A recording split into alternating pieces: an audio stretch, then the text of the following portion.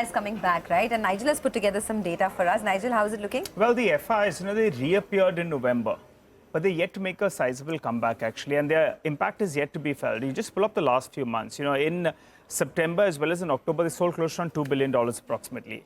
And in November, everyone was thumping the table. They're back. $2 billion of inflows is what we got.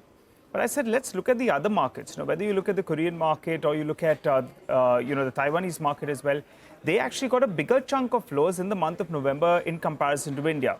So December will be quite crucial. I know flows, they thin down towards the end of the year. But at least as of now, it appears that the FIs are making a big comeback in the Indian markets. And in December, the flows, if you compare it with both those two peers that I was talking about, that's the Taiwanese as well as the Korean markets, well, we are getting a sizable amount of those inflows. So that's pretty good news as well. And keep in mind, the FIs actually, they haven't really played a big part in the Indian markets. In fact, their holding is at around 16.6%. That's the lowest we've seen in the last decade or so.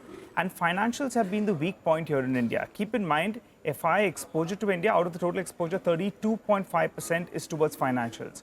So if they have to come back in a big way and their impact has to be felt, well, maybe financials, banking names as well, could be the sector to look at. So we'll have to see whether or not, yes, they have come back, but can they make a bigger impact? And can, their holding from these decadal lows of sub 17% bounce back? That's going to be quite interesting.